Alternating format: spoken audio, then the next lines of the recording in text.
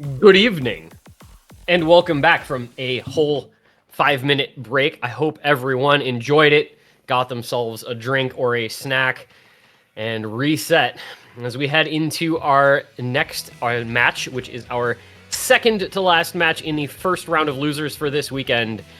It is 11th seeded Oregon, 32nd seeded Connecticut, first number 32 seed to ever win a main bracket match in USC by winning last week, upsetting whoever they upsetting Colorado.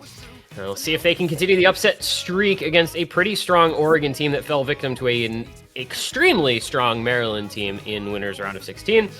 I'm still this one guy. He is still Chili Repair, and we're, I think, ready to get going into a pretty interesting match considering what we just mentioned.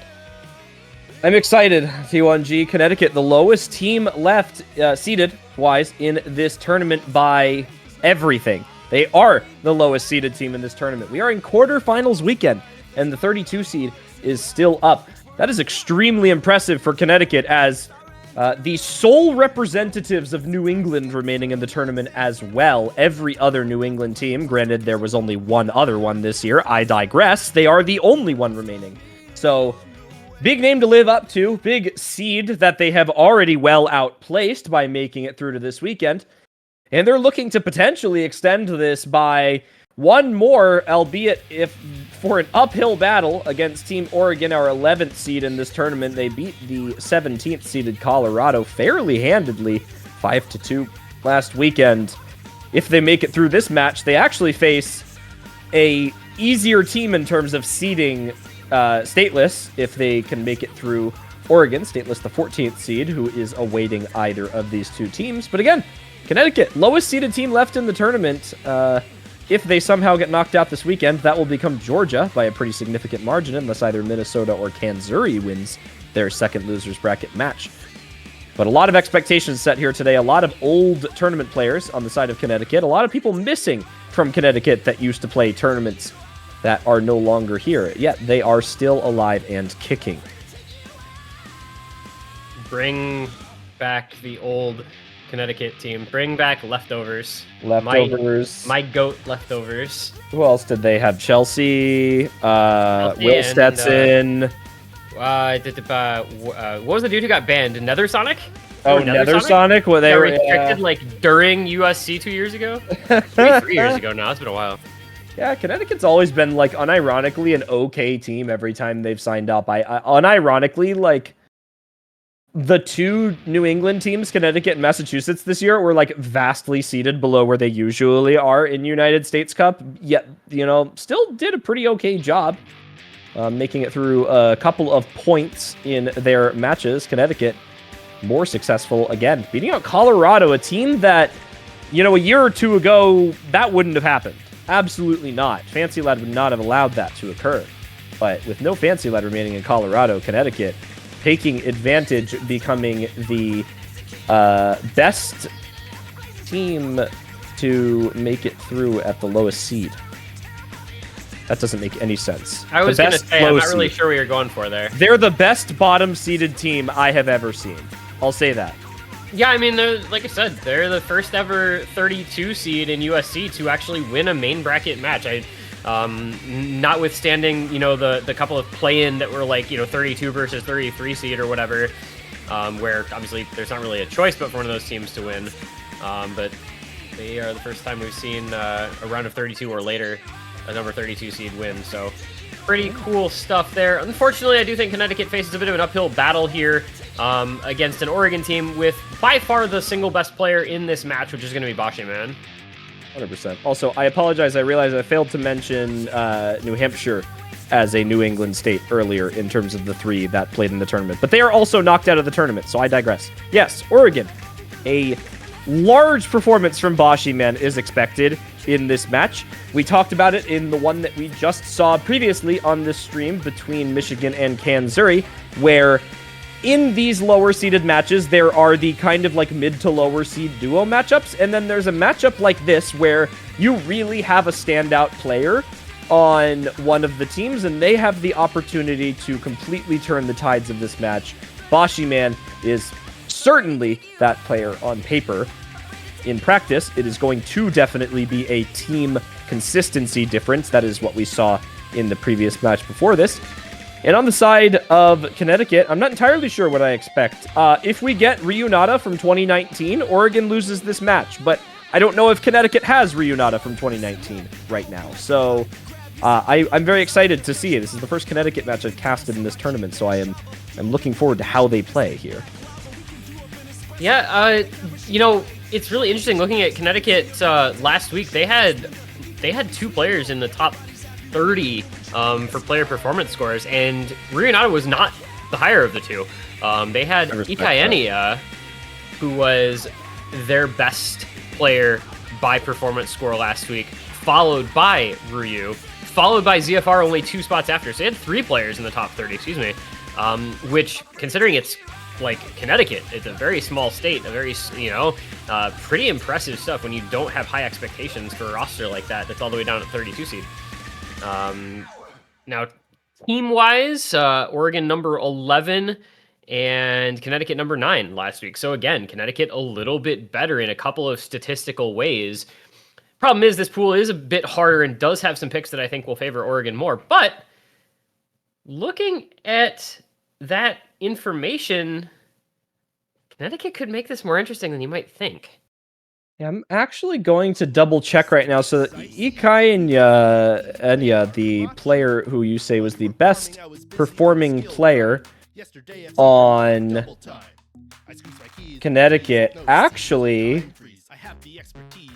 ended up making it to, as of right now, actually, Connecticut is sitting in quarterfinals winners bracket in 5-digit United States Cup, and Ikaenia is on that team.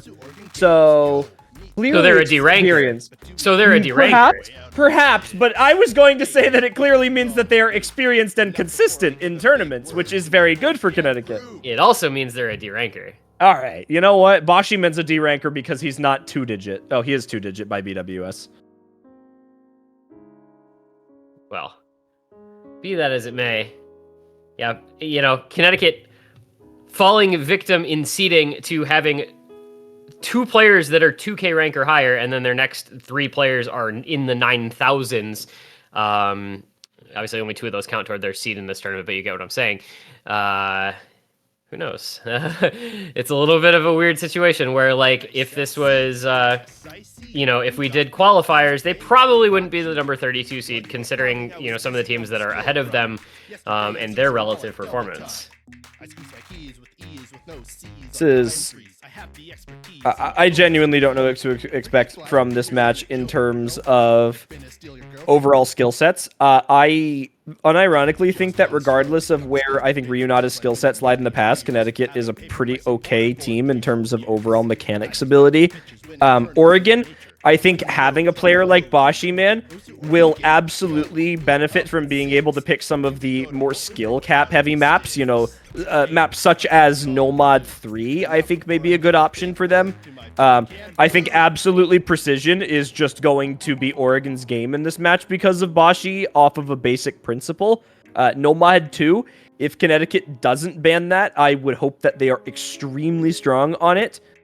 And apparently Yoshi Lover actually says that 4 out of the 6 players on the Connecticut USC team are also on the 5-digit United States Cup team. Well, when you look at their roster in this tournament, it's not too surprising because they have Misted, who's 9.3k, Ikenia, who's 9.5k, ZFR, who's 9.6k, and Grubcat, who's 10.4k. So, if I say what I think, I will be suspended 6 months. I agree. But I'm excited to see what happens in this match again. A lot of opportunity for Oregon on Precision, a lot of opportunity for Connecticut to turn some heads today as the 32nd seed. And again, the overall team consistency for Connecticut is going to be the name of the game today, right? I don't think that Connecticut wins the star player game today based on Oregon's overall roster. However, they absolutely could win the consistency game. And that is still a very viable strategy in quarterfinals. If this was next weekend, if this was semifinals, I would say that's absolutely not possible. But I think that this is the last weekend that is a viable strategy. And it worked for Kanzuri in the last match, so why couldn't it work for Connecticut now? Because Oregon is better than Michigan, probably, is the reason I could think of that not working now. Okay, I understand. I understand this strategy. I mean, I get where you're coming from. I do get where you're coming from, absolutely. But also, like, relatively speaking, I would expect Oregon to be better relative to Connecticut than, you know, Michigan relative to Kansas ending up being actually worse. So, But I don't know, man. But have you considered Grubcat? I have considered Grubcat. I have considered for about 12 seconds because as with Grubcat you, just 1v3'd the warm up. I Thoughts? have you considered that it was a warm up and it was a troll But map? it was Oregon's warm up though. But it was Oregon's warm up. That's like that is break point to start off the match in warm ups. That's like a moral boost. Everyone knows if you win the warm up, then you automatically have an advantage. Moral victories are for minor league coaches. Whoa. Whoa there. That's true. This is United States Cup. This is the major leagues. In the immortal words of whoever's verse that is.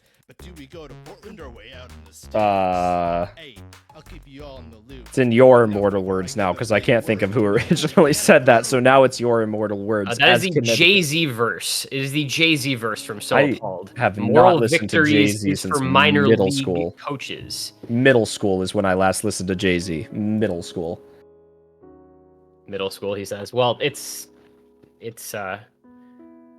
that's old. It's music. My Beautiful Dark Twisted Fantasy. Does that count as Jay-Z music? Because it's a Kanye West album. I don't know. Anyway, yeah, fair. It's a DT1 band. It's a DT1 band for Connecticut. I'm okay.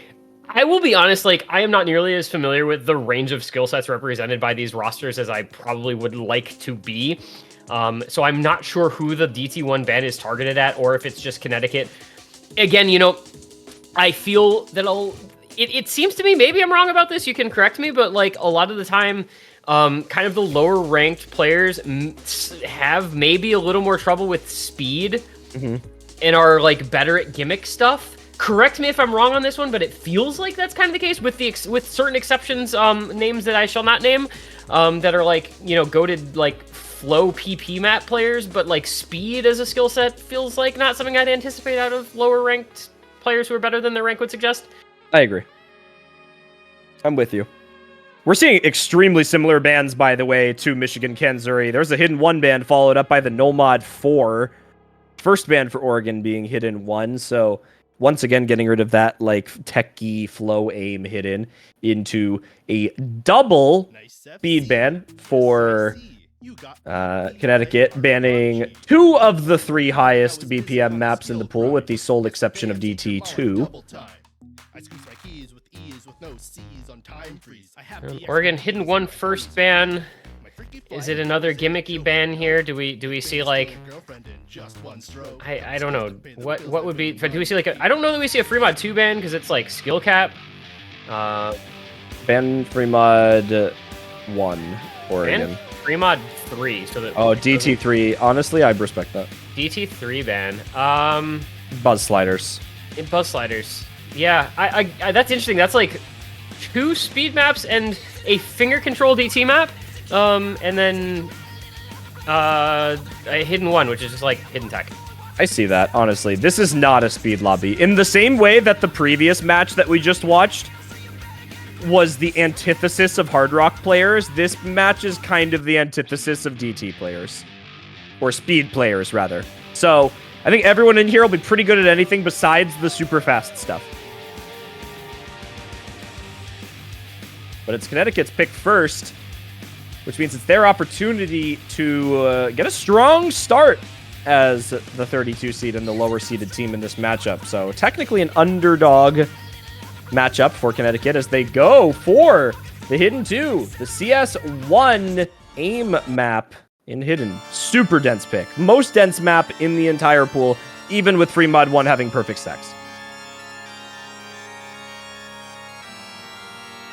I am so prepared to see what we saw last time, or what? Imagine. I mean, Bashi is going to outperform anyone in the previous match. So will Ryunata, probably. Yeah, no, I actually think that I think the teams in this matchup are going to be better at this map than in the previous matchup. Like, I'm just going to say it like that. There's not a nicer way of phrasing it. It's just happen. kind of how it goes. Yeah, you anticipate higher scores on this pick between Oregon and Connecticut, I think, than between Michigan and Kansas, who are obviously had a fair amount of trouble with this particular selection. Yeah, once again, not hidden teams in that match whatsoever. But this is a lot of uncertainties in my mind going into this map for Connecticut and Oregon. I again, admittedly, I have not commentated a single match of either of these two teams yet this year, so I am unfamiliar with their games in the most literal sense of the word. I'm familiar with a couple of the players. We talked about Ikaenya being a solid performer for Connecticut alongside Ryu Nada on Connecticut. Oregon, once again, running with Bashiman, the OWC player, alongside Rinko, Shirokane, and Cheng for this hidden one pick. This is a solo carryable map, T1G. This is going to come down, I think, to whoever puts up a mega performance on this. Well, there's two ways that it can go, it feels, based on what we've seen so far. You know, you can get solo carries or you can just get team diffs. And, you know, we've seen some solo carries, you know, shout out to Tricky Pugster.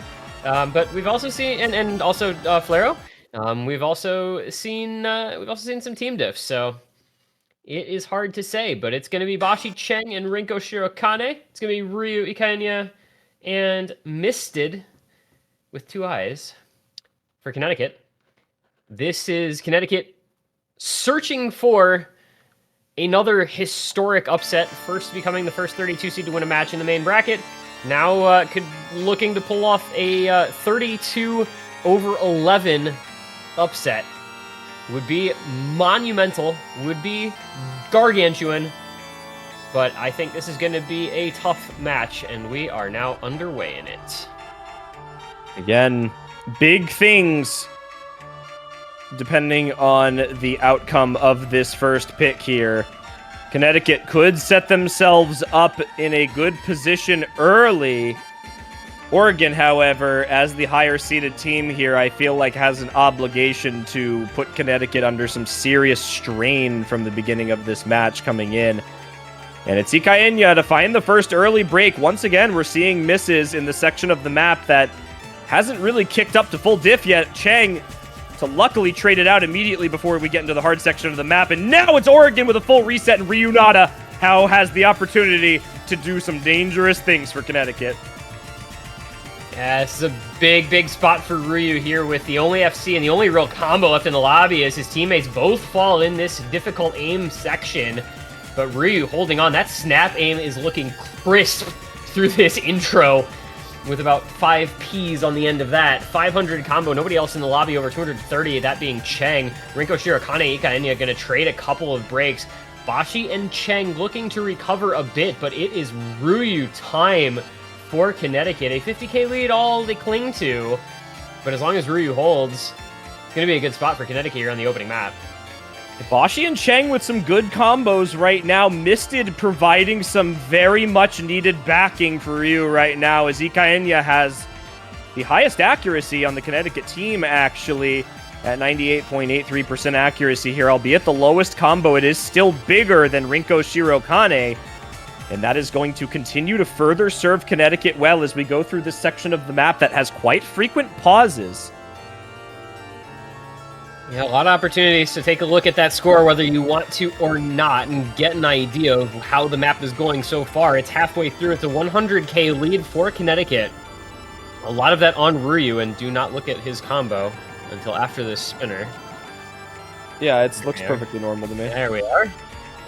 We will see who can continue to hold into this slower section. Once you get past this halfway mark, though, it is all gas, no brakes for quite some time once you get through this slower section, and that's where we've seen a lot of big misses, and that's where this map is won or lost. And right now, it is just 120k in favor of Connecticut that separates the teams. Yeah, this section at the ending here starts to incorporate triples more frequently as well in between these jumps, and that's the section right here that we're seeing may catch some players off guard if you're not ready for those Ryunata's looked very clean thus far. However, Connecticut does not have a lot of breathing room right now. Oregon right behind them in terms of the combos. It's double 700 and Rinko Shirokane on 500. Any miss from either side right now is enough to give up some serious score as Misted finds a couple of breaks there. And now Oregon starts to claw this score back. A quarter of the way left in the pick. 3 massive combos, and Connecticut can only do so much with this duo. The score go back slowly but surely. They need a break from Oregon in order to keep this, and it's Rinko Shirokane to hold it for them. And that was what Connecticut absolutely needed. It is Bashi and Cheng doing what they can, but they are being paced by Ryu and Ikaenya. And we're going to come into the last couple hundred combo here with Connecticut clinging to this 150k lead, and that should be all they need. Nothing complicated at the end of this pick. And it means we're just going to watch and see if Ryu can close out this opening FC to give Connecticut the point on their own first pick. A brutally closely fought battle all the way through, but that late break from Rinko Shirokane ensured that Connecticut would take their first point, and Team Ryu Nation out here as he's going to drop the full combo, assuming the cursor dance scared me. The cursor dance scared me. But it looks like he's going to get it here into the ending. And that is how you start off a match if you are Connecticut. A very strong performance team-wide, but Ryunata leading the way with the FC. And that is a 1-0 lead. All of that for a 1 point chill here. Something tells me we might be in for a good one. This is an exceptional start to the match for both teams, actually. A great double from Bashi and Cheng there. Rinko Shirokane just falling a little bit behind, but not too far behind Misted at 564k.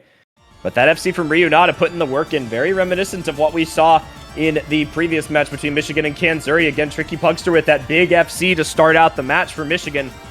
Similarly, Ryunata with a big FC to help Connecticut come to the win on that pick. Without that FC from Ryunata, Connecticut does not win that map, despite the big performance from Ikaenya and Misted. As Oregon goes into Mommy zone, we are seeing a very similar picking, just in different order in this match. Double, I'm seeing double here, T1G. Yeah, I am interested to see how this type of pick goes. I'm just going to ignore it. I'm interested to see how this type of pick goes for Oregon, because Connecticut did double ban the DT1 No Mod 4, so they wanted to get rid of as much of those raw mechanics as they could, and they did a pretty good job of that, honestly. Not a whole lot left. Really, once you get past this DT2, there isn't... I mean, I guess there's free mod 4. Oregon has historically been pretty good at flow aim as a team, but other than that, not going to be a lot of those raw tapping maps to choose from, especially once you get through this one. So I think Connecticut did a pretty good job with their bans, especially if this ends up being one-sided. They're going to be breathing a sigh of relief that there aren't more picks like it. I agree. And that's kind of the scenario that you don't want to be in, right? You don't want to be out of super polarizing maps this early into the match. Now for Connecticut, they've actually got an okay roster for this sort of thing. However, for Oregon, they've got Eddie, who is going to be massive on this map. Rinko Shirokane and Tile. This was the trio that we've seen for tapping quite a bit for Oregon. Actually, I think almost every time for them on DT speed in this tournament thus far.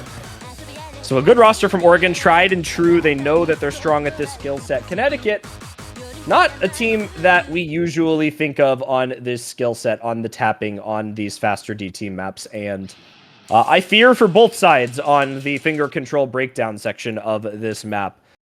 However, I believe that this map will most likely be decided before that. Yeah, it seems like there's a decent chance, based on how we've seen this map go previously.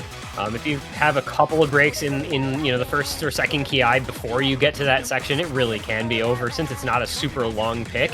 But there is always the chance that we see similar scores, and somebody hitting or missing that finger control section could actually end up making the difference. So we'll I await it with bated breath, shall we say, because that is I think it's a fun place to come to with the map hanging in the balance, if for the spectators more so perhaps than for the players. It is an early break from Eddie, and that's going to be Connecticut with the advantage. Rinko Shirokane falls as well, a quarter of the way through, and only one FC now left for Oregon.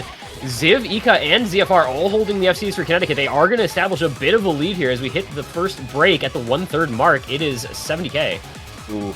I do not like the accuracies from Ikaenya and ZFR, though when as they find a miss immediately after the pause, that's why I don't like those accuracy, because it means that they are not comfortable on this map.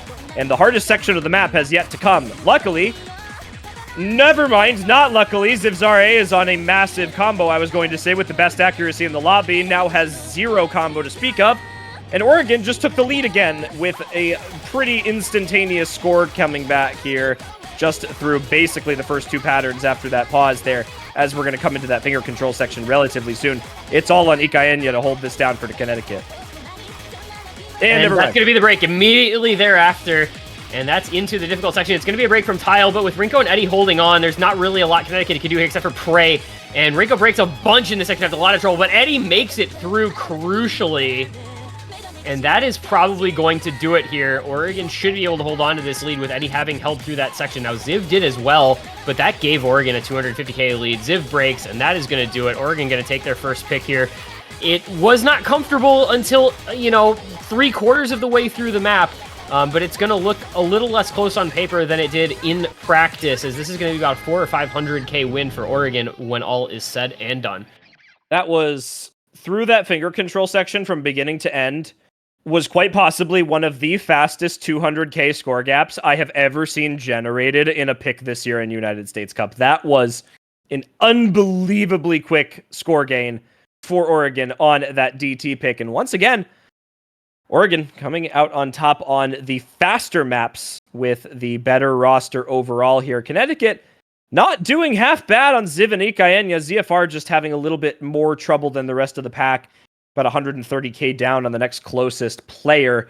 And unfortunately, Ziv and Ikaenya not even able to match up to Tile and Eddie, that double S rank for both of them there. So well done to Oregon. Your team consistency has held you up, and you now must continue this train as the match goes forward with Connecticut going into free mod 3. It's time for some min. I've talked about it before. We had this played in an earlier match this afternoon, and this is kind of back-to-back maps that do a little bit of the same sort of thing. It's do your best and then hope you get the good RNG run of the one hard part in the entire map. Now, obviously DT2 a little bit more difficult throughout than this map is, but literally this map is just get to the weird like 1/3 stream thing and hope you hit it and your opponents don't. And that is the entire map. That's all you need to know, and that's what Connecticut is betting this pick on. I like it. I think I like it from Connecticut. The one thing that worries me about this, like many of the other free mods and teams that are maybe not the mechanics favored, is they're a Hard Rock player to match up on both sides here. We know Connecticut has a hidden player to match up here. No doubt in my mind, especially with Ryunada. But where's the Hard Rock player that's going to be matched up to who I assume will maybe be Bashi for Oregon on something like this? That's what I'm wondering right now. Not the most uncomfortable map ever.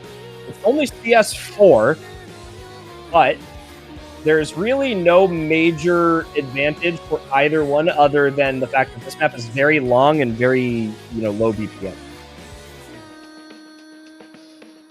Yeah, this is in large part comfortable for everyone. CS4, AR 9.4. I mean, there's nothing crazy to it. It is, I think, maybe moderately harder with HR, just kind of the aim patterns, the slider aim stuff, and the 1/3 is going to be more tricky on the Hard Rock. But yeah, other than that, this really doesn't have a whole lot to it. So it's just about that kind of basic consistency. And can you hit the one hard part of the entire map? We'll see who can and cannot do that. It's going to be Cheng Hidden, Tile Hard Rock, Yukina Simp Nomad. It's going to be Ziv Hard Rock, Ryu Hidden, and Ika on the Nomad for Connecticut. Second pick for the number 32 seed. After looking pretty good on their first pick, bolstered by that Ryu FC, he goes back into another Hidden. See if he can replicate that feat and get them their second point of this match. For their sake, I hope it happens. I would love to see this become a close match all the way until the ending. A completely different map, however, than what we saw earlier on the hidden picks. So we're going to wait and see who is more versed across the board here. Again, a long map, very similar to the length of Hidden 2, however. So we're looking at that overall consistency from these players, as Connecticut very obviously going for some of the lower BPM maps in this pool overall. It's Tile, Yukina, Simp, and Chang here. Very interested to see what happens between Zivzare and Tile on the Hard Rock here, as Ziv already falling to 96% accuracy rather early in the map here does not spark confidence for the harder sections of the map that have to come. Yeah, that ACK always something to look out for as a kind of an indicator of comfort levels on a pick, but it is at the end of the day a combo game, so that it will always take precedence over the accuracy where possible. But it is going to have Oregon out into just the tiniest early lead, that accuracy difference back to Ziv at 97, whereas everybody else in the lobby over 99, Tile just dropping below by 1 or 2 hundreds. And it's a break from Ryu. So that hidden FC now gone will not replicate the FC on the earlier hidden pick, and will give Oregon a bit of a lead to try to play with. You really don't want to give away a lead in the easy sections of this pick. There is a 1/3 section coming up before the next Ki, but, well, Yukina Sim's going to miss on the little aim pattern anyway, so it doesn't matter. Yeah, Ryunata's going to trade up another break alongside that. Luckily, the Nomad combo is still outstanding for Connecticut right now. Actually may benefit them in the harder sections of this map, where I would venture to say it's more likely that the mod players are going to miss in those difficulty spikes rather than a Nomad player. So Connecticut may have a slight advantage in that area as Tile misses on these quick snap back and forths. And now we talk about the accuracy difference between the players, but it's going to be Ziv to hold the Hard Rock combo for a little bit longer, as Chang on the hidden is the only standing force left up for Oregon now. Ziv going to find a break on the Hard Rock later, but once again, this is what I talked about. You go into the harder section of the map, Chang finds a break, and now it's that Nomad combo to be that big performing player for Connecticut right now. This is why you put your most consistent player on Nomad. And that was really rough for Oregon. Tile with the struggles, and then Yukina Simp and Cheng both breaking on that little 1/3 into the slider. And that's going to give advantage Connecticut. It is Ika with the 900+ combo. And really nothing else anywhere in the lobby. Players just struggling left, right, and center here in ways that you maybe wouldn't anticipate based on how well they've been playing so far in the first couple picks of this match. But Ika on that Nomad doing a lot of work here as another break comes out from Cheng and Ziv. Yukina and Tile doing what they can to recover, but Ika's got this on lockdown so far. We're going to come to the hard part, and that's what's going to matter, because it's only 100k lead. If Ika breaks and Oregon holds, then this could switch up in a hurry. It's a lot of potential score gain for Ikainya here. This is going to be the section they need to hold through, and they under-aim the cut back and forth. One of the hardest sections, the solo of this map. As Yukina, Simp, and Tile both hold the combos, it's only Ryunata right now for Connecticut as both of them find a break, and Ryunata holds the combo. And that's going to maintain Connecticut's lead, 130k, as we come through the hardest section of this map. And I think Ikainya did just enough for their team to maintain that lead now for Ryunata to hold it down. Yeah, you've got Ika, the starting pitcher, and you've got Ryu coming in as the closer. It is the bottom of the 9th, and Ryu was in to finish off this map. After Ika opened it up with a lead for Connecticut, Ryu's going to maintain it into the ending. Even with the break, it helped build the lead out a little bit more. And with Oregon finding more and more breaks in that last Ki, that is going to do it there. Well done again to Connecticut. The gambling mode pays off, despite the fact that 2 members of Oregon had combo, were not able to manage to make it through the difficult section of the solo. Ryu did. Ika brought combo into the end again. And 200k for Connecticut. It's going to give them the 2-1 lead. Both their picks very contested, but they emerged on top of both thanks to one player carrying them. The first one was Ryu on the FC. This time it's Ika on that 700k, best in the lobby by almost 200,000 points. That's 700k from Ika. Ika easily the most consistent player across the lobby here. We saw breaks over the course of the entire map from all 5 other players in here. Ika only finding a break on what I would say is objectively the hardest part of that map. That one cut bit before the solo there is absolutely ridiculous. And Ika held through the entire remainder of the map outside of that one part, whereas everyone else was not able to do so. And again, I said it twice during the map, one before, one during, but that Nomad player is so crucial on some of these difficulty spike free mods here, because you don't have to worry about the hard rock spacing, you don't have to worry about the reading density aspect with the hidden, you can just play the map for what it is. And to have a consistent Nomad player makes all the world of difference a lot of time for these teams. And it makes you wonder, you know, there's still 3 other of the free mods left. I don't think you go free mod 1, but free mods 2, free mods 2 and 4 are still available. So if Connecticut likes this strategy, a couple very different styles of map, of course. You've got, you know, kind of the tech control aim, and then you've got the stream map. So don't know if they're going to feel super great about those, but maybe the free mod 2 could be an option if they feel comfortable with the mod choices. But first Oregon pick to come here. They don't have another pick exactly like their first pick. There isn't another DT2 option, similar option.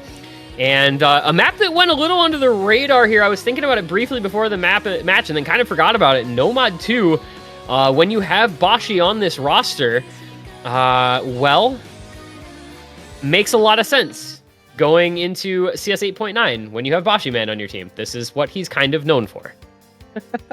Very true. This is what we talked about at the start of the match, right? Bashi on these like super extra precision maps is going to be a force to be reckoned with, and this is because this is just what he's really good at. So to have a skill cap player be able to have this as their primary skill set, which is a skill set that is not entirely super common to begin with, gives Oregon a pretty major advantage on maps like this and potentially Hard Rock 2 later on if he's able to find that consistency across the board here. Not entirely sure how Connecticut's going to sit on this one. We did see some pretty decent performance actually from Ziv on the Hard Rock on that previous free mod, albeit I would be remiss to compare Bashi Man to anyone else in this lobby in terms of overall Hard Rock performance. I'm excited to see if Connecticut's able to kind of turn my head a little bit here. Yeah, I think what we have to look at on this particular pick, it's not really Bashi, right? It's Cheng and Eddie, and then how well Connecticut's roster can perform on the map. Because I think, Bashi doing well on this is practically a foregone conclusion. Like, if he doesn't top score this, I'd be pretty surprised. But how well will the teammates do? And what will Connecticut look like on a precision map? I think those are really the more important questions, and I just don't have a good answer for them until this actually gets played out. If Cheng and Eddie can provide good supporting scores, that will be a big boost to Oregon, who can then opt into maybe a Hard Rock 2 next. But if Connecticut has a decent team-wide score on something like this, then maybe you're a little scared, because despite Bashi, you do need help regardless, unless it's like straight up 1v3 territory, which seems pretty unlikely. It's very unlikely, but I mean, based on the last match that we saw that played this map, very possible also the same. I mean, both team scores in the previous match were almost in 1v3 territory. Differences of maybe like 50k aside. So a single FC on a map like this can actually make the entire world of difference for a team if the opponent is not confident as a full roster. Luckily, we are seeing the complete antithesis of that in this match, where both teams look significantly more consistent. Unfortunately, Eddie going to find the first over aim of the map thus far, as Connecticut makes it a little bit further through that section. Going to be Ziv and Cheng trading out breaks. Once again going to favor Connecticut here. Hopefully for their sake. Ziv stops chain missing though. Oh boy. It's rough for Ziv, but fortunately Connecticut does still have the 2 FCs, and I mean, they both look comfortable in this map. It's 99.83 for ZFR, tied at best stack in the lobby with Bashi. Oh and then Ika, right as I say that, does go ahead and break. So it's Ika versus Bashi, and Ziv having a lot of trouble down at 91%. That's going to start to be a real detriment as Eddie and Cheng are recovering combo. There goes Ziv. Eddie trades it, but it's Bashi and Cheng. Ika, the only combo on Connecticut. They're going to need some help here, because Bashi is doing what you anticipate Bashi doing on a map like this. That being said, it's by no means over yet. There's 2 FCs left, and it's 1 on either side, so if one of those breaks, who knows? Bashi is doing exactly what I kind of expected him to do on this map, but this is not his point to decide right now. It's Ika's for Connecticut. Bashi kind of went in with the expectation that he would perform well on this. However, a singular break is extremely possible just based on CS9 as a skill set. And unfortunately, it's Ika to under-aim a singular circle, just barely was off. And Bashi is going to break immediately after. Unfortunately for Connecticut, Oregon actually put up some pretty solid backing combos by the time Bashi found a break. And ZFR and Ziv are not able to match up to those. As ZFR slider breaks, actually. That's going to be really rough because largely the unfortunate state of Ziv on this pick, down at 250k, and that score gap is 200,000 points. Next worst score in the lobby is 430k. I mean, you can kind of do the math on this one. This would have been unbelievably close if Ziv had just had a lobby average score. But unfortunately not meant to be. Having a third player who's comfortable with this map is really difficult, so can't fault them too much there. But, I mean, geez, Ika held their own against Bashi almost the entire way through, 835k and 782k respectively. So it's the barest of margins. It's one player making the difference, and Oregon just took what little advantage they could where they could find it and made it into the point. And no breaks yet, 4 picks in, and the team's looking pretty comfortable on their own picks still. This was, fortunately for Oregon, the direction that I think we kind of expected this map to go. Luckily for Connecticut, they made that extremely close, and I think that that speaks volumes about their ability as a team to keep up with Oregon in this match for at least a couple more picks here where they really need to.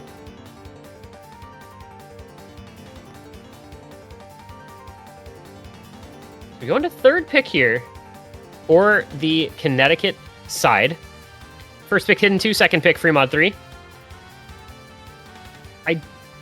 We mentioned, there's still 3 free mods left. I don't know that those are in skill sets that suit Connecticut as well. There is the Hidden 3 still up if they feel like they're good at low AR against a team with Bashi on it. Definitely a tricky one.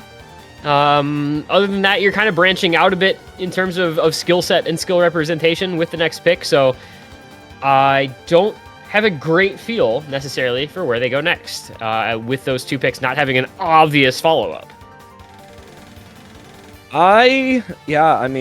Fremont won from Connecticut, actually, so they do go for Dumb Surfer. I was wondering if Connecticut was actually going to end up going for this map, even despite the fact that this is solo carryable in some cases. I do actually think that Connecticut actually has the better roster for this map. They've looked better overall on their hidden player in Ryunata thus far, and their Hard Rock performers have gone 1-to-1 with Oregon's, and on Dumb Surfer, for the Hard Rock, at least thus far, it was Bashi Man outperforming the Hard Rock performers on Connecticut, but I don't think Bashi plays Hard Rock on this. No, I think Bashi opts reading in some capacity on this one. This is like easy territory, but I don't know if you maybe want him on a mod that actually counts. Yeah, this will be interesting to sort out what the mods end up being for this. I really don't have a good idea necessarily, but I agree with you that Connecticut feels like they have a pretty reasonable mod roster for this map. And considering they picked it themselves, you got to assume that that is indeed the case.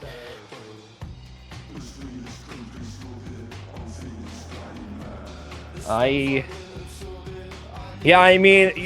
is definitely a world, unironically, where we see easies on this map. I'm going to be perfectly honest. I don't know if Connecticut will venture into danger territory like that immediately, but we don't end up seeing the easies. And Bashi actually does end up taking the Hard Rock on this.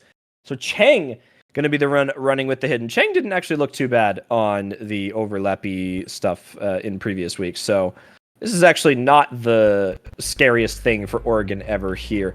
Ikayenya on the null mod is pretty good. They've actually been ridiculously consistent for Connecticut today, so having them, once again, Connecticut's kind of gamble on these gambit rather, on these free mods has been put the consistency player on the null mod, and it's worked for them once. They're going to see if it can work for them again. Ryunata, this is kind of the skill set that he really made a name for himself in many, many years ago. This like perfect stack overlappy hidden sort of reading skill set was easily one of the top 3 players of this skill set in the 4-digit range for as long as I can remember, besides players of the likes of, like Vector and Yolks Pie. course, now that you've said all that, he is the first one in the lobby to break. No, that's strategic. That's nerve strategic. break. That's we nerve call that, break. Yeah, we call it the Apraxia method where I'm from. Yeah, exactly. Oh boy, actually, it's where I'm from. True. This is true. Apraxia leading Team Texas to the USC Stadium.gif. Yeah, we need him to give a pep talk. Bring him back. I miss him. But yeah, it's a couple breaks early from Ryu, and that's going to be advantage Oregon through the first couple hundred combo. Obviously not far into the map yet. Haven't really gotten into some of the most difficult, perfect stack, perfect overlap patterns yet. But you can kind of see what's to come if you were somehow unfamiliar with this map, which I don't know how you would be by now. And it does not ever, really let up in terms of what this map offers you. And Cheng is going. Cheng? Yeah. Cheng is going. Yeah, I mean, I kind of saw this coming. I called Bashi probably not being on the Hard Rock just because this is Bashi's skill set, but yes, Cheng has actually been a massive player for the more reading style hidden maps for Oregon thus far too, so not a bad pick by any means as pre-stated. Misted holding significantly lower act than Bashi on the Hard Rock, but does still have the full combo, so the second to break comes out from Oregon. This does become a very interesting pick once again. Oregon creating a comfortable buffer, however, as Cheng finds a break. Again, I just believe that no matter how good of a reading player you are on this map, this is harder to play with hidden than any other of the equivalent mods, unless you have, like, a flashlight player and you're Stacker Joe. Because that's probably the only difficult, more difficult combo, but both hidden players finding their breaks. But Misted being down on that accuracy actually puts them down over 100k, which is a pretty significant amount of the score gap between the two teams right now. Ryunata actually makes up less of a difference of that score gap with a miss. Yeah, that's actually brutal because even with Cheng breaking where he did, Connecticut's not making really much in the way of inroads into this lead, largely because of that Misted accuracy. I mean, you also do have 2 FCs on Bashi and Rinko, but you would think with the recovery combo on Ryu. Hang on, though, as Rinko is going to break near the ending here. This one could be coming back. It's only 60k and dropping into the ending if Connecticut holds. They're going to be good. Oh my God, Bancho, please do not do this to us. No, Connecticut has this, though. Misted, Ikayenya both have 200k more potential score, whereas Oregon only has potential score on Bashi Man right now, and it was a 60k difference. Unless Oregon found a 3-way break, if Misted disconnected, I'm going to scream, oh my gosh. If Misted Oregon disconnected and they lost that by 15k, they're not in the MP. I'm waiting for the MP to finish. Misted absolutely disconnected because the MP No, we're good. Internet just died. Misted is still here. Misted wins the map for them, I think. Let's see here. They should be able to finish it, and it should unstick the map, and they should win it unless they completely flub the ending and don't gain any score. It's done. They won by 152k. Okay, yeah, there we go. It finally updates. And that Misted score is going to be 885k once all is said and done. So we do have a little bit of time left here at the ending, but that score is going to take it over the top for Connecticut. I think their score in the client here is going to end up being a bit off, but it will load correctly in the MP link. Yeah, that score is wrong. It's 885k. There's a Bancho miss on that score Bancho. Yeah. But that is actually an A rank FC.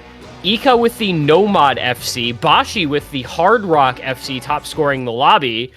But just the better team score because of the struggles of Rinko Shirokane and Cheng, dropping 750k and 690k. The next worst score in the lobby, 791k on Ryu. Well done there to Connecticut.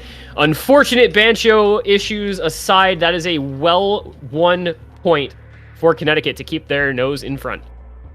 Very, very good stuff from Connecticut. Once again, they are just holding their own so much. An amazing overall roster for them this year. And they are certainly making this work as they go up once again 3-2 on Oregon, who now has to win their own pick to continue to keep this match tied up. And both teams have looked at least decently comfortable in their own picks. We haven't had any really one-sided maps, but we've yet to see something really feeling other than the last pick, and that was only because of Bancho, like it was 100% likely to be a break point. They've been competitive, but the team picking has always been, mostly in front. Now we are gonna change it up here. We are going to open up the Hard Rock pool. It's gonna be HR1, and this is Paradiso Inferno, which is low BPM aim and stream Hard Rock. Yeah, this is unironically, in terms of skill set, very favored to Oregon. However, this map is extremely basic. There is nothing complex about this map whatsoever, and it's also not high BPM. And Connecticut has been the more consistent team today. So this is going to be the pick that confirms whether or not Connecticut is winning these maps off of consistency or off of skill set. And I feel like these teams have both shown a pretty reasonable amount of consistency, right? I mean, a lot of big combos all over the place. I don't think either team is truly advantaged in terms of consistency. So I do think the skill set aspect of that ends up being the more important part. So it comes down here to which team is just better at, like, Hard Rock aim with some slightly weird streams because it's Isomir.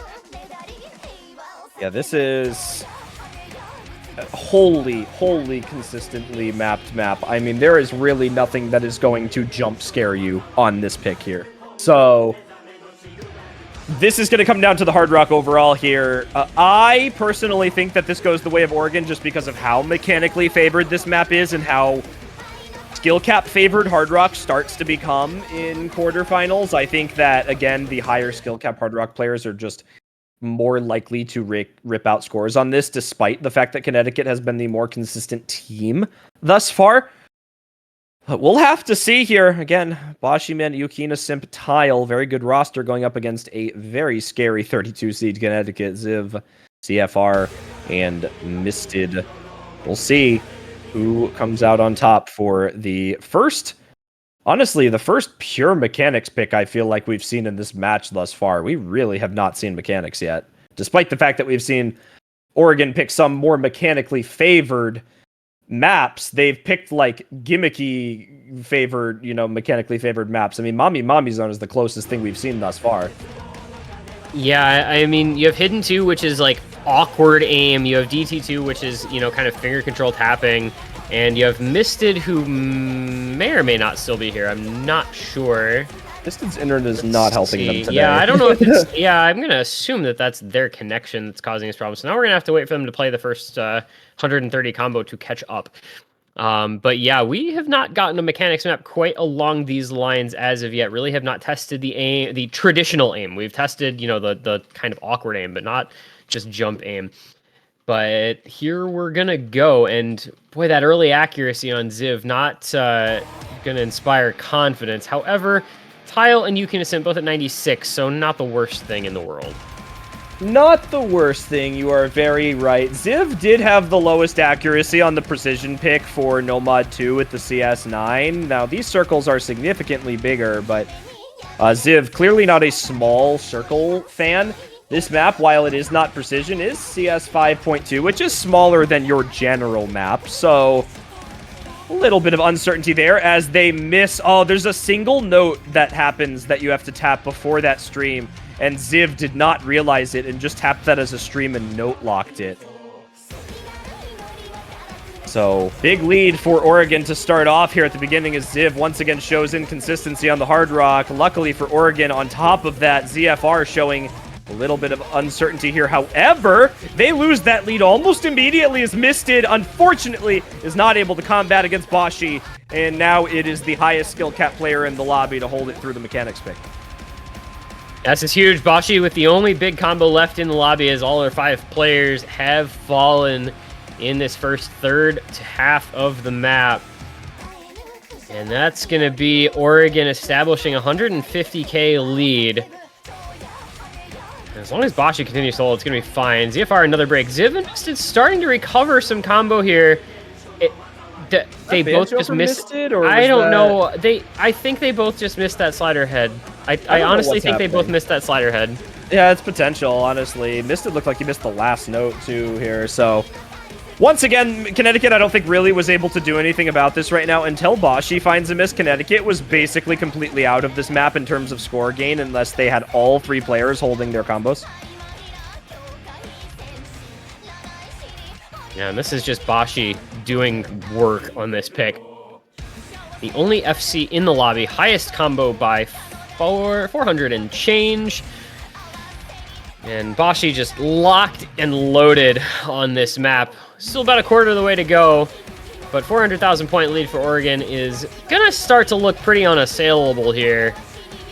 Not a lot that Connecticut can do, hope for misses, and they get him. Oh my goodness, that's 5 breaks. It is only misted to hold after all the trouble they had earlier. But with that being a 450,000 point gap, I just don't think it matters. There's the break, and that's going to be deciding the point. We're going to be at 3-3 here, and anybody who perhaps overlooked this number 32 seeded Connecticut team is maybe being corrected a little bit by the fact that this match is still tied through 6 picks. No break points yet here. Oregon going to tie it up, but Connecticut is impressing, I think, a lot of people thus far, regardless. Yeah, very much so. Oregon coming out on top on the mechanics pick, I think, as expected. Once again, Oregon is simply just the mechanics favored team in this match. Connecticut has been able to hold their own on some of the lower BPM aim style maps, some of the more awkward picks, but again, Oregon, they have left up so many of these mechanics favored maps left in the pool, not to mention the entirety of the Hard Rock pool was available before this pick, and Oregon may just be able to go for Hard Rock 2 or 3 up next and continue this train of being able to out-skill cap the Connecticut roster here. However, Connecticut's got a couple hiddens left. They've got a couple of lower BPM maps in the pool as they go for No Mod 3, so they're going to once again go in for an aim-styled pick, an awkward aim-style pick. Although higher BPM now. Yeah, this is an interesting selection. They won their own Hidden 2 pick, which is Hidden Awkward Aim. Obviously, you just saw Oregon win the Hard Rock, more straightforward aim. And now we're going to go into, as you said, a bit higher BPM, slightly awkward aim. So this actually feels like either team, like they're, similar spot coming into this type of map. 222 BPM aim, little bit of flow to it, little bit of not speed per se, but I believe there are a couple of bursts here and there. So it's going to be, kind of challenging quite a few different skill sets. One of the higher star rating maps in the pool, ignoring the any free mod with Hard Rock. The base star rating on this, I believe, second highest in the pool after the No Mod 4, which is a speed map. So of course its star rating is inflated. But this one presents a pretty realistic challenge for everyone in the lobby. You got to be able to tap it. You got to be able to aim it. Got to be able to keep the concentration locked in on it as well, because it's nearly 4 minutes long. So this one's got a lot to throw your way. It does seem that we may be set. GLHF's already coming out. So it's Ringo Shirokane, Tile, Eddie for the side of Oregon. Ryu, ZFR, and Ika in for Connecticut. Still tied up, 6 picks in, no break points yet. Nothing really feeling like it could be a break point yet either. Well, I wonder how this map goes.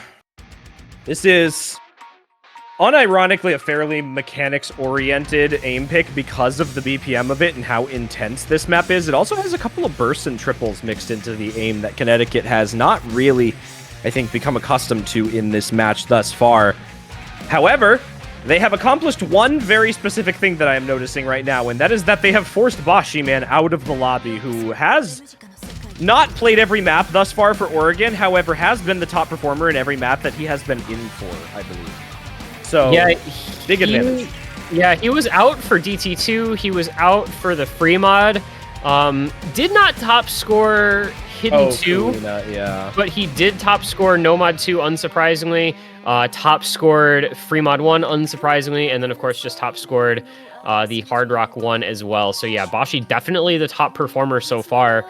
And yeah, so I do agree. Getting him out is quite valuable for Connecticut.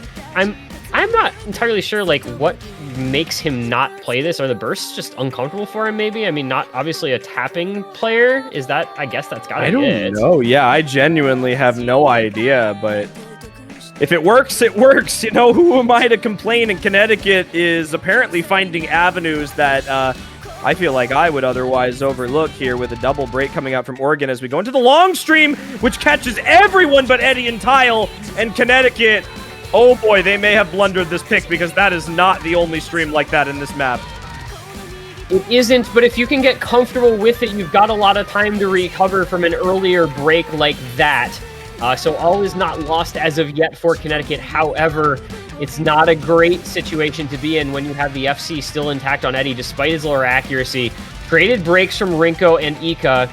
Tile falls as well, so it is just Eddie. Fortunately for Connecticut, or fortunately for Oregon, I suppose, Connecticut doesn't have a lot of combo on their players either. Ryu and ZFR combining for still less combo than Eddie is holding on his own.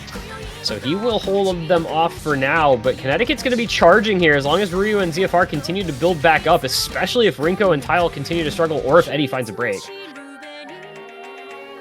Well, there is a little bit of map left to go, just under halfway. This is not the longest map ever, but it certainly gives opportunity for some error here at 3 minutes and 46 seconds. Connecticut, however, need to hold a full team combo, and unfortunately, Ikaenya going to be full missing that stream, basically, and with nobody missing it on Oregon. However, a double break after going to give them a little bit breathing room for Connecticut, but it's going to maintain 200,000 here, as ZFR will not be gaining combo or score at the same rate as Eddie, especially not with that stream. And once again, Connecticut just getting absolutely obliterated by these longer streams. Yeah, and those longer streams are the reason that this felt like a little bit of a questionable pick for Connecticut. Already not necessarily the greatest tapping team in this matchup. I mean, they double banned DT1 Nomad 4. Picking into this, which the hardest aspect of this map is the tapping, seems a little misguided to me. And obviously, you know, they anticipated better out of their team, but you don't have a single score over 400k, and you're coming down to the wire here. Honestly, neither does Oregon. This is just Eddie. This is kind of what we saw previously, actually, with Flaro for Kanzuri. Just hard carrying on the Hard Rock 2 in their match against Michigan. This is Eddie just hard carrying here on this Nomad 3, as it's just everyone below 400k, and then Eddie's at nearly 700k. Yeah, and actually both players that had combos on Connecticut just hit that longer burst immediately before there, so clearly they can hit these longer bursts, but they're by no means comfortable on them, as they probably over-aimed every single one of them because of the intensity. And despite the combo from ZFR into the ending there, that was Oregon's map all the way through. Connecticut, unfortunately, with the first mispick, I think, of the match thus far. We've done a great job of trading back and forth up until now, but a slip-up had to happen eventually. Unfortunately, it came on the side of the team that might have less wiggle room to afford that opportunity here now, as Oregon looks to force match point now on their own pick and put Connecticut in quite the precarious spot. Yeah, it's rough territory now for Connecticut. Maybe felt like they were out of the types of picks that they had done so well on, you know, on their first 3 maps. I do think this was a bit of a mispick. You called it pretty early on as a blunder when they first showed signs of weakness on those early streams, and very accurate assessment as the map went on farther. And Oregon now, not a lot of maps left to choose from. The pool is going to start to dwindle a bit, but they do still have 2 more Hard Rocks if they want to go the precision and kind of opt back into that skill set. They won the Nomad 2 on their own pick a little while ago. They do have that available to them. Hard Rock 3 as well if they want to go alt Hard Rock. You know, a couple other picks in there that maybe aren't quite as optimal. Nomad 1, Nomad 5, Hidden 3, DT4, Fremods 2 and 4. Out of those, it feels like you might as well just go Hard Rock 2 after you won the Nomad 2 earlier. You've obviously got the best precision player in the lobby. Yeah, that's kind of what I said after they won the Hard Rock 1, right? You know, Oregon could just as easily go back into a Hard Rock immediately after, because I think that they just are the better Hard Rock team for the Hard Rock picks this week, especially with the skill cap required to be able to play Hard Rock 2 competently. it makes it a prime pick for a solo carry performance. And if you've got the better overall Hard Rock team, which Oregon has displayed that thus far, it gives them the good opportunity to really just close this match out and guarantee a tiebreaker. And there it is, the Hard Rock 2. Just like I said, that skill cap going to be their game. Yep, like this pick a lot. I think it makes a lot of sense here. Very much an anticipated selection at this stage of this match. Nomad 2 went well for them. The Hard Rock 1 went well for them. Mashed those two together, and guess what? You've got Hard Rock 2.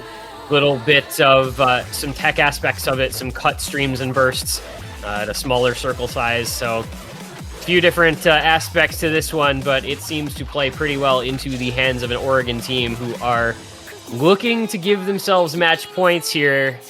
I like this selection a lot. Big stuff from Oregon. They are going to be running with the Tile Eddie Misted combo on this map. Wait, they're picking this and not putting Bashi in for it? Pardon me? Perhaps switching. There we go. Yeah, there we go. I was like, there's no way. There's no way, this right? This is a very Bashi type Hard Rock map too for precision. Like CS 6.5 light tech, big snappy wide angle stuff. Like this is his game.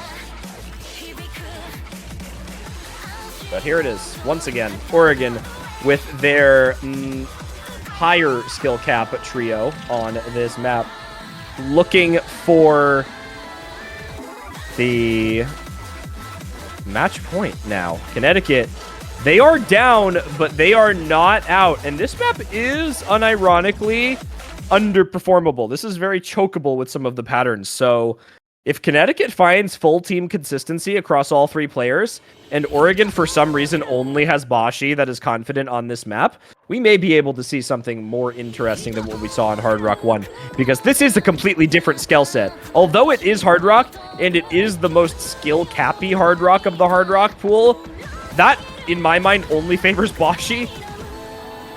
Yeah, again, it's like, does Oregon have supporting scores for Bashi, who you know is going to do well on this? How well will his teammates do? And how well will Connecticut do? And the answer to that might be not super well, as it's early instant breaks from Ziv and from Misted. Ziv does keep the accuracy up 97, so not wholly uncomfortable with this. Misted down at 94, a bit more questionable. ZFR in at 98%, holding that down pretty well. But the Triple FC alive for Oregon, and they do have an early lead. This is such a short map. We're already halfway through, and that is a 150k lead just like that for Team Oregon. There she is. This is down but not out for Connecticut in terms of the overall performance right now, however, especially with Tile continuing to find breaks here. They need to see a break from Eddie in order to make this fully possible, though, especially with Misted now dropping the combo. But this is going to stay pretty close, actually. This is basically just the difference of having a double FC versus Ziv being down about 100 combo. Misted right on par as Eddie finds a break, and Connecticut, final quarter of the map now. Ziv and ZFR do not miss the overlapping stream, and oh lord, this is going to be close, T1G. There it goes over. Into the last seconds, they've got it. No, wait, ZFR misses it. Hang on a second, this could go back up in the last few moments. Is there enough combo left to Oregon to pull it? It makes it breaks at the end. And Oregon grabs it by 20,000 points. Ziv with the late misses and missed it at the very last second. Meanwhile, Bashi holds on for the FC, and by 20,000 points, Oregon just escapes, and their prize is match points. And oh my, that is heartbreaking for Connecticut. Oh my... every single time, I swear, every single time we've had a team almost come back in United States Cup this year, they lose it in the last, 4 notes of the map. Every single time. And I feel like it crushes me. But in the end, that was the closest possible scenario for Connecticut on that map, and it was almost the scenario that we talked about, T1G. It was Bashi putting up a massive performance, and whether or not his teammates backed him up was uncertain. And they did, but only because Connecticut found ending misses. Oregon lost that map in any other scenario. ZFR matched Bashi's FC all the way until the ending of the map, and Ziv outscored Eddie. But if Misted didn't find a break at the ending, or if there was just slightly more confidence from Ziv with those middle misses, they may have had the opportunity to take that away. Connecticut have 2 opportunities right now to bring this to tiebreaker, and they must be on top for both. Boy, and I mean, it can come down to literally any aspect of that map. Bashiman had 2 100s fewer and 2 combo more than ZFR, and he finished with 22k more score. So if you just flip those around, now Connecticut wins by 3,000 points. I mean, that's literally all that made the difference in that. It was anything you can pick could have swung that map one way or the other. I mean, just absolutely brutal scenes for Connecticut to lose that the way that they did. And now I'm crushed. We got to somehow catch our breath, and we got to somehow get into free mod 2 here. And Connecticut has to win the next 2 points. This match just feels like it deserves a tiebreaker the way Connecticut has played, but now they've got their work cut out for them, needing to win this pick and get a break point on Oregon on the last map of the match, potentially, if it gets to that point, to force that TB. Oh, what are you meant to do now if you're Connecticut? I mean, winning your own pick right now is one thing for them, but how are you going to come out on top of Oregon with all of the mechanics that is left in this pool right now? I very much worry. And that is, while it was not a definitive win on Hard Rock 2, that is 2 consecutive Hard Rock wins for Oregon, which means that they could just as well go Hard Rock 3 for their final pick after this. Connecticut has yet to take a break point in this match. They were so close on that last map, and man, T1G, I fear that that was their one opportunity to do so. They have to win Doku right now, and then we can start theorizing. Once Connecticut wins Doku, we can start theorizing what could have been or what could possibly be. But if Connecticut doesn't win this map, they technically were going to lose this match anyway. So, Connecticut, stay on your game, stay motivated, lock in, bring this through one more point, and then we'll talk about it. You can't talk about the what ifs until the match is over, but we're certainly thinking about it just a little bit here, going into what could be the last map of the match. It is Doku. It is difficult. This is hard on Hidden. This is hard on Hard Rock. This is hard Nomad. It doesn't matter what you do. This is a tricky map. It's so easy to misaim the sliders, so easy to misaim the kick slider jump, so easy to misaim the triples. Anything that this map throws at you, you can break on. And Ziv is going to be the one to break early going. 95 act, Hard Rock notably, but we'll see what that comfort level looks like. Hard Rock very challenging on this one, as we've talked about before. Very high star rating with the HR applied, so look out for Tile versus Ziv as a potentially meaningful matchup of the same mod players on these teams, but for now it's just a small lead early on for Oregon. Yeah, that accuracy doesn't speak huge volumes, especially on this map with the amount of sliders on score V2. There is possibility to drop back anywhere. Ziv going to find the first break alongside Tile with the Hard Rock. We talk about constantly how difficult Hard Rock is on this map, and they're showing it to us right now. It's breaks once again for those Hard Rock players. They're the only 2 struggling immensely right now. But it's Bocce to find a break for Oregon and ZFR to trade it out, and this match is just going to keep throwing us for loops, T1G. Ryunata has a hidden mod advantage right now, though, as Bocce finds a second break that ZFR does not. Yeah, you gotta, though, also look at the fact that Tile has a pretty notable advantage here by 20,000 points, which in, oh my god, Ryu just missed on air! Coming out of the break, Ryu misses on literally nothing. And that could be all that matters in this match. Eddie still on the FC, and the breaks to come out from Ziv and ZFR. Tile breaks, it doesn't matter. We're just watching Eddie and Bocce now. And Ryu, oh my Ryu, I am so sad for Ryu right now. That was heartbreak again for the Connecticut side. Is just like that, it's a 150k lead for Oregon, and Eddie continuing to hold with a quarter of the map to go. The Nomad FC putting in work.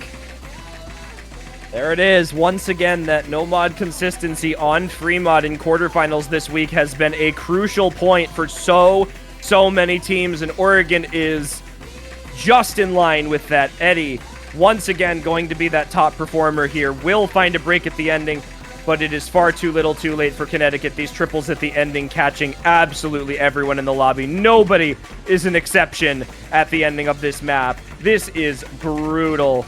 And Oregon came out on top in the middle of the map, and they will stay there into the ending and live to see another day in United States Cup.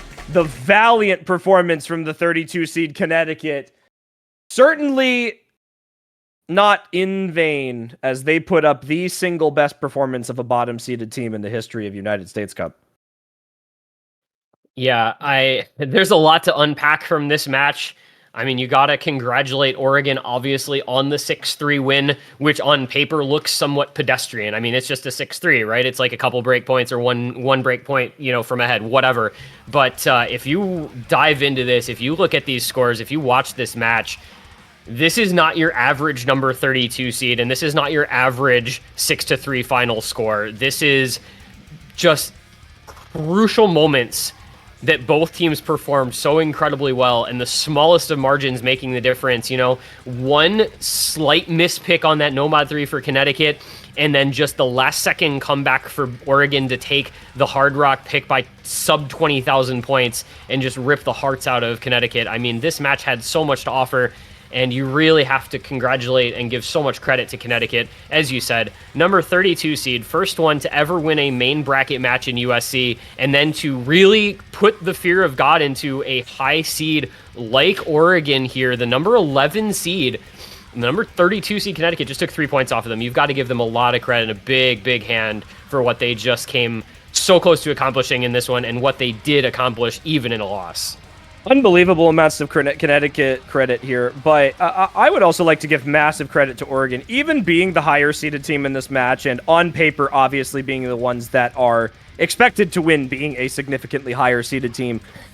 I've got to give them credit for their resiliency in this match. To be trading points back all the way until 3-3 with the lowest seeded team in the tournament has got to be the most terrifying experience of your tournament weekend. Like, that's terrifying to know that the team that you probably thought you were going to be able to beat with a normal match here is running you dry of picks until the ending of the match. So, the resiliency on Oregon to be able to maintain their mental and their team performance all the way until the ending of this map is absolutely worth praise, just as much as Connecticut is for making it this far in the tournament. So, massive stuff from these two teams. A 6-3 scoreline certainly does not tell the full story, as you mentioned, T1G, as these two teams deserve a massive round of applause for what we just saw today. What a great losers bracket match, as Oregon now advances to the next round to face off against that stateless team that we mentioned earlier. Again, going to be the upper-handed seed in that matchup. Yeah, and that should be an exciting matchup. Both of those teams having very close matches so far this week. Oregon, that 6-3 over Connecticut. Stateless escaping 6-4 over Tennessee. Very, very closely fought matches for both of them, and now they get to face off against one another tomorrow. I'm looking forward. This weekend is shaping up to be one of the single most exciting weekends we've seen in a very, very long time in USC. We've got a very close 6-3. We've got a couple of 6-4s. We've got 2 tiebreakers. We've still got all of the potential matches to come and 3 of the 4 winners bracket matches, which promise to be absolute barn burners. So this is a weekend to watch out for. Tomorrow, the Sunday of this quarterfinals week, I think is going to be nuts. We do still have one more match in a little bit here tonight. 2 UTC, 10 p.m. Eastern, 7 p.m. Pacific, Washington versus New Jersey. It is the final match of the losers round 2. That will finalize all of the potential matches. The winner of that match will face off against Oklahoma, who beat Arizona on tiebreaker last night. And man, it's just one match after another this week. It is exciting for me. I hope it is exciting for all of you as well. Chillier, hopefully it's exciting for you too, because you get to play in one of those matches tomorrow. Oh boy, I am going to be playing a lot of Osu tomorrow, T1G. I don't know if I'm ready. We will find out if you're ready tomorrow. It's going to be 30 minutes from now, though, our next match. Chillier, I believe you will be back for that one. Hell yeah. That'll be alongside, I think, iFlame for that match, the last one of this evening's block. So thank you all for being here so far tonight. We'll be back with you in about 25 minutes. Chillier will be back with you alongside iFlame. I will be departing, but man, have we seen some great matches tonight. Congratulations to the winners, commiserations to the losers, and thank you for being here so far. We'll be back in about 25 minutes as quarterfinals weekend continues onward here at USC 2024.